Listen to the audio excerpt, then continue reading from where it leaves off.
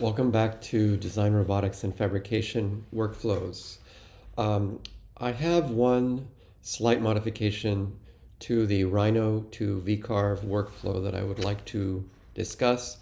And this involves actually um, the difference between flattening your contour lines when you are able to slice a 3D form in Rhino and the difference between exporting a flattened series of curves that would be used as vector files for the milling operation versus exporting the curves still in their 3D representation. So we've run some tests and we've discovered that it's actually much harder on the V-Carve side or on your CAM software side to distinguish which is the first curve and the second curve and so on that you should be selecting for the milling operations. It's actually much easier if we export separate files, one for each layer, starting with the top layer.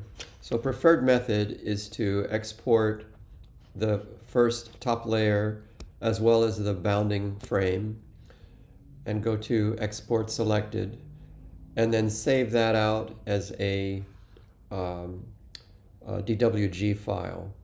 You can then, if you wish, hide that first one so that you're not selecting it again by mistake.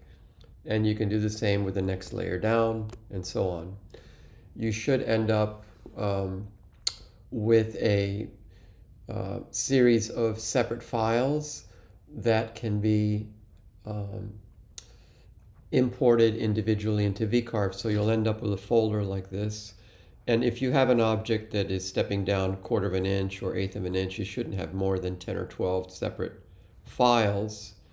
Um, so the idea is that when you open these up individually in V-Carve or CAM software, you're able to then place them on separate layers and process the curves correctly in your CAM software. So please follow this method. One other important item to discuss before you prep your file and you take it over to the machine, you must make sure before these vector files are exported, make sure that you move them all so that the bottom left corner of your bounding box is at 0, 0. This will make it much easier for the shop supervisor to help you and to not have to hunt for your contours and so on.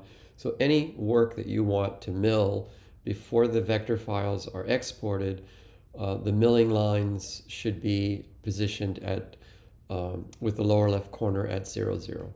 So I hope this is helpful. It's going to speed up the processing of your vector line work when you get to the machine, and will make it much faster and easier to process the vector lines for milling. Thanks.